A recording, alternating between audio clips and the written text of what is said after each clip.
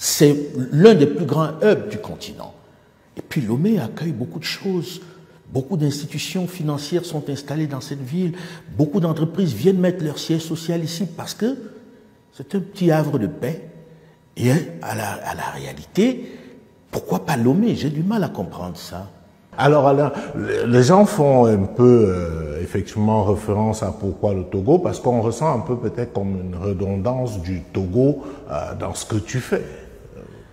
Je pense que je n'ai jamais fait mystère, et je l'ai dit dans notre dernière rencontre, que j'ai une relation privilégiée, Dieu merci, et j'en suis flatté avec la famille Gnassingbé depuis des années. Jules, tu sais depuis combien d'années je connais cette famille-là, ça ne date pas d'aujourd'hui, et je viens dans ce pays depuis au moins 30 ans.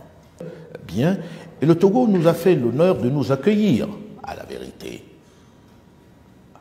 Est-ce que quelqu'un aurait dit non si on lui avait donné le moyen de venir installer sa structure Mansa de réflexion dans son pays? Je ne crois pas. Assume ton amitié avec le président Faure Gnassingbé. Pourtant, il me souvient que tu m'avais dit que les chefs d'État n'ont pas d'amis et qu'on ne peut pas être ami d'un chef d'État. C'est vrai, on n'est pas vraiment ami d'un chef d'État. Moi, j'ai connu le président avant qu'il devienne président. Et je n'ai pas le sentiment aujourd'hui que ce soit juste l'amitié qui nous lie. Non, je ne crois pas vraiment à l'amitié avec le chef de l'État. On peut collaborer avec, etc., etc. Mais il s'avère qu'on a négocié quelque chose. On veut être dans ce pays pour installer Mansa. Il a dit oui.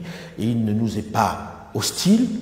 Et je ne pense pas que ce soit un débat là-dessus. J'assume cette amitié, j'assume cette proximité, si tu veux.